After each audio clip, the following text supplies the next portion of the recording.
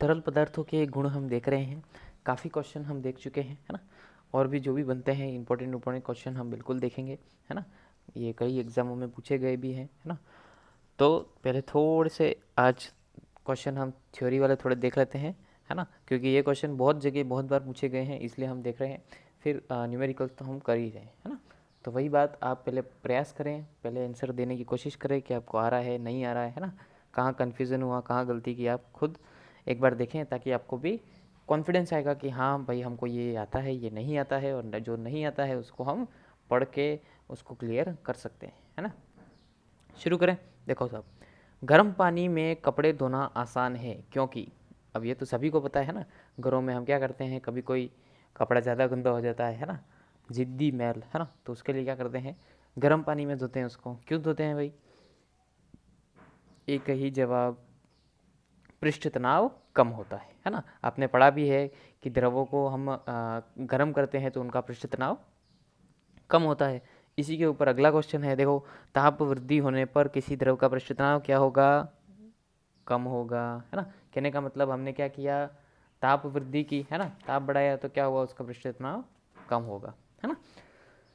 शुद्ध पानी पर अगर एक सुई तैर रही है परंतु पानी में थोड़ा डिटर्जेंट मिलाने पर यह डूब जाती है, इसका कारण क्या है? तो इसके ऊपर अपन एक्सपेरिमेंट देख चुके हैं, है ना। नहीं देखा हो तो एक्सपेरिमेंट की एक प्लेलिस्ट है, आप देख सकते हैं, है ना। तो उसके अंदर हमने यही देखा था कि ब्लेड हमने रखी थी, पानी की सतह पे तैर रही थी, लेकिन जैसे ही हमने कोई डिटर्जेंट या लिक्विड सोप हमने उसके अंदर मिलाया, है ना, तो वो अल्प विलेय होता है, जिससे उसने क्या किया, पानी का पृष्ठ तनाव कम कर दिया। उससे क्या हो गई, वो भाई साहब वो ब्लेड डूब गई, है ना।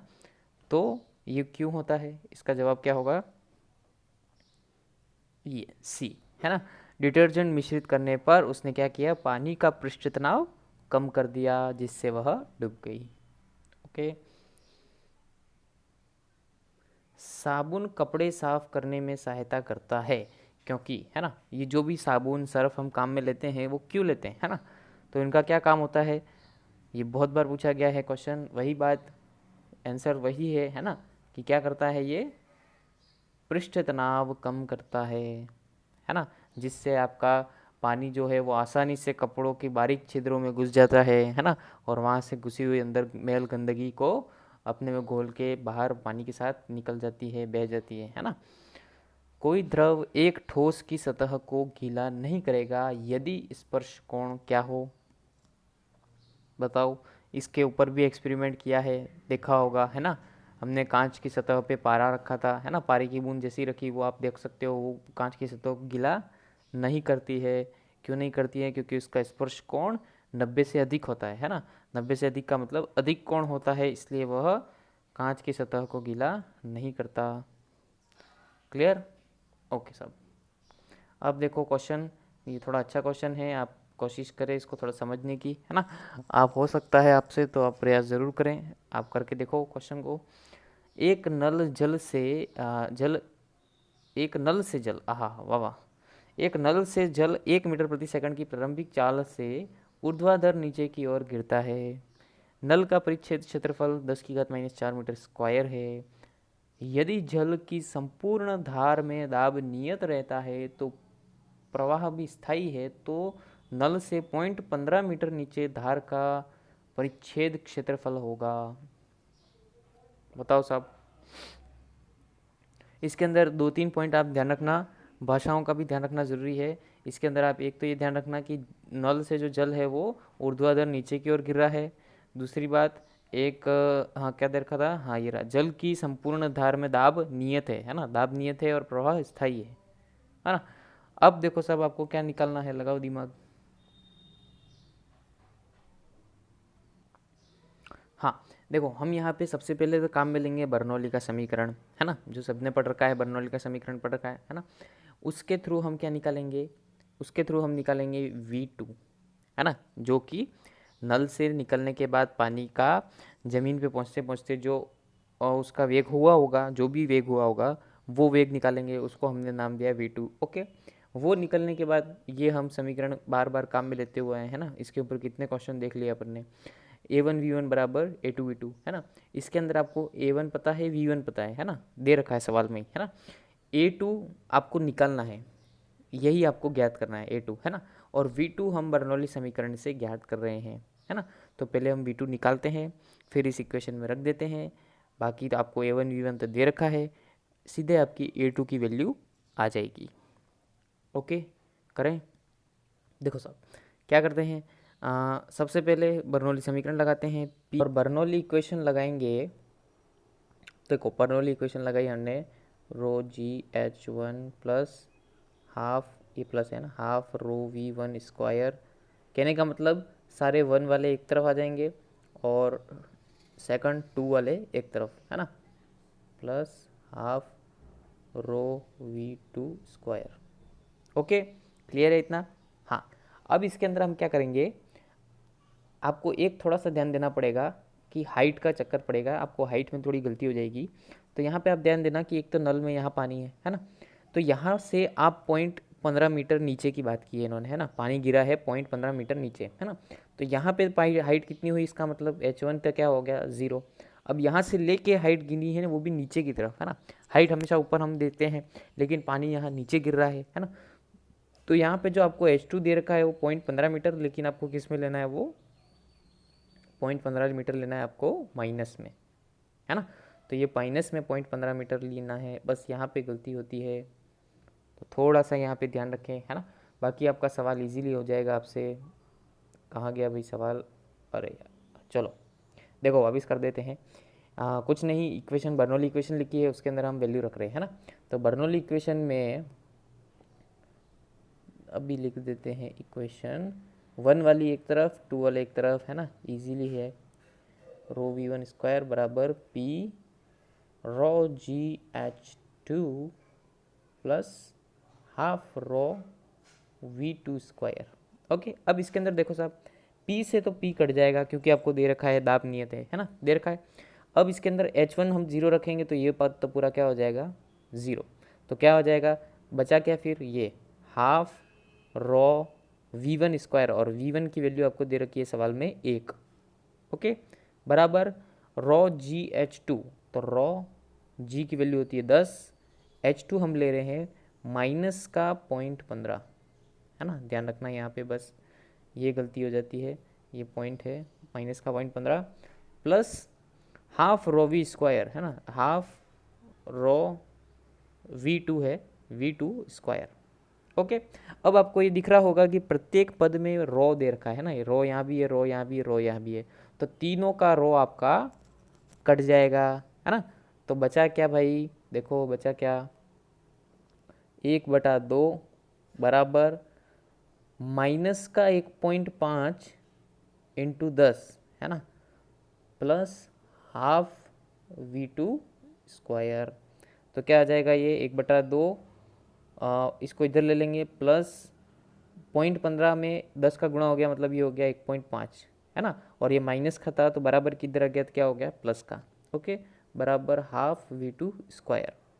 अब V2 स्क्वायर बराबर कितना आ जाएगा, ये इधर चला जाएगा 4/2, यानी कि ये आ जाएगा, अच्छा ये हाफ हाफ V2 स्क्वायर ये आ जाएगा 2, और V2 बराबर आ जाएगा आपका, V2 स्क्वायर बराबर आ जाएगा 4, तो V2 बराबर आ जाएगा आपका √4, यानी कि 2 मीटर प्रति सेकंड। क्लियर। तो V2 की वैल्यू आ गई आपकी 2 मीटर प्रति सेकंड, है ना। अब यहाँ से हम क्या करेंगे, 2 मीटर प्रति सेकंड, अब आपको V2 की वैल्यू मिल चुकी है। अब ये इक्वेशन हम बार बार लगा चुके हैं, A1 V1 बराबर A2 V2, बस कुछ नहीं करना है। A1 की वैल्यू आपको दे रखी है 10⁻⁴, V1 आपको दे रखा है 1, बराबर A2 की वैल्यू आपको निकालनी है, और V2 हमने अभी निकाला 2। तो A2 बराबर कितना आ जाएगा, 1/2 इंटू 10⁻⁴। तो ये A2 कितना हो जाएगा, A2 बराबर आ जाएगा आपका, A2 बराबर 1/2 कितना होता है, 0.5, है ना, 0.5 इंटू 10⁻⁴। तो ये आ जाएगा आपका 5 इंटू 10⁻⁻5, लिख सकते हैं ऐसे, कोई दिक्कत नहीं। ओके, तो देखो साहब आपका ऑप्शन क्या आ रहा है, ये ए है, ए मतलब होता है क्षेत्रफल, क्षेत्रफल का मात्रक होता है मीटर स्क्वायर। ओके, तो ऑप्शन देखे हो,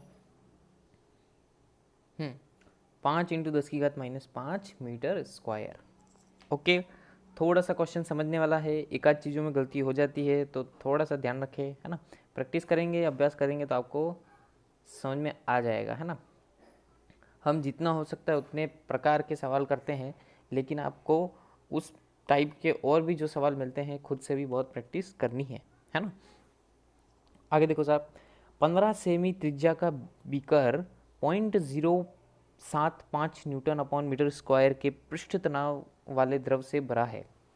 द्रव के पृष्ठ पर काल्पनिक व्यास पर बल होगा, है ना। यानी कि आपको F की वैल्यू निकालनी है और आपको त्रिज्या और पृष्ठ तनाव की वैल्यू दे रखी है ना।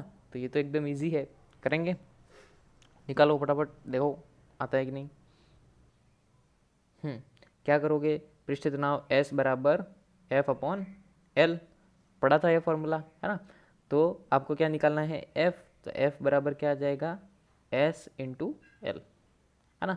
तो F बराबर पृष्ठ तनाव कितना दे रखा है, 0.075, है ना, इंटू अब देखो साहब यहाँ पे L आपको थोड़ा सा ध्यान देना, L आपको कितना दे रखा है सवाल में, सवाल देख लेते हैं एक बार वापिस।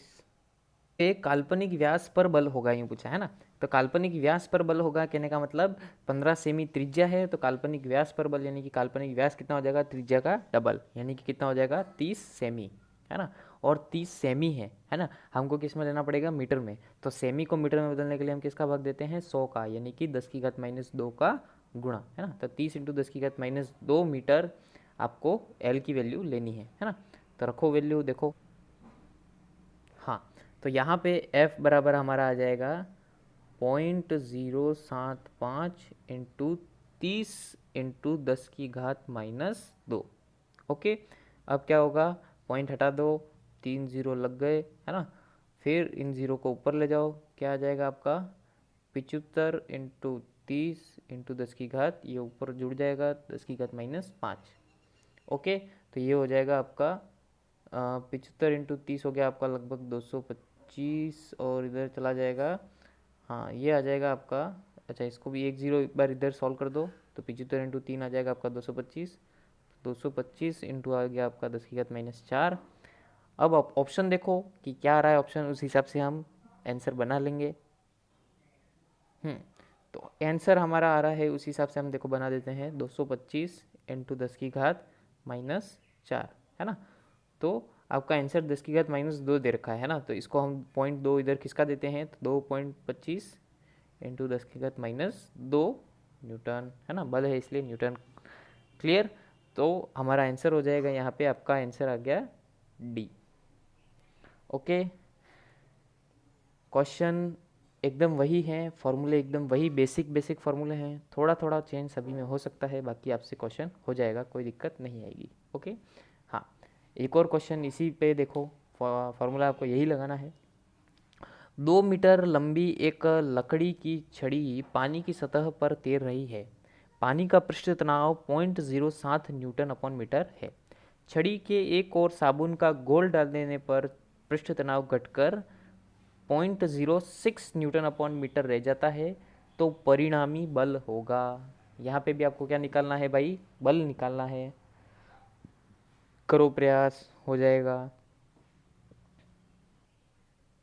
हाँ, देखो यहाँ पे आपको क्या निकालना है, परिणामी बल, है ना। परिणामी बल का मतलब जो पहले बल था कितना था, मान लिया F1 था, है ना।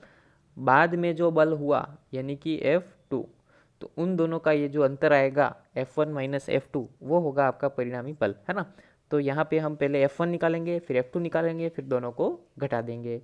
तो F1 बराबर वही हमने सूत्र अभी देखा, S इंटू एल, है ना, L1 लिख दो पहले, तो कितना आ जाएगा, S1 L1 जो भी लिखना है ना, हमको रखनी है वैल्यू। तो F1 बराबर कितना आ जाएगा साहब, पहले पृष्ठ तनाव कितना और लंबाई कितनी, तो देख लो 0.07 इंटू 2, तो ये आ जाएगा आपका 0.14। ओके, अब आप निकलो F2 बराबर वही फॉर्मूला तो वही रहेगा, तो पृष्ठ तनाव कितना हो गया 0.06 इंटू लंबाई तो वही रहेगी, है ना। छड़ लंबी या कम ऐसे थोड़ी की है, छड़ तो जो है वही का वही रहती है ना। तो यहाँ पे L तो क्या रहेगा, वही 2, है ना, L में कोई चेंज नहीं हुआ है, तो यह आ गया 0.12। ओके, अब 0.14 माइनस 0.12, तो F1 माइनस F2 है ना, तो F1 माइनस F2 कितना आ जाएगा, 0.14 माइनस 0.12 कितना आ गया, 0.02 न्यूटन है ना, बल है इसलिए न्यूटन। क्लियर, देखो ऑप्शन 0.02 न्यूटन, कोई दिक्कत नहीं है ना, इजीली वही फॉर्मूले हैं बेसिक से, थोड़ा सा प्रैक्टिस करेंगे इजीली आपसे हो जाएगा। ओके साहब, पढ़ते रहो, मस्त रहो, खुश रहो, अपना ध्यान रखो, प्रकृति का ध्यान रखो। धन्यवाद।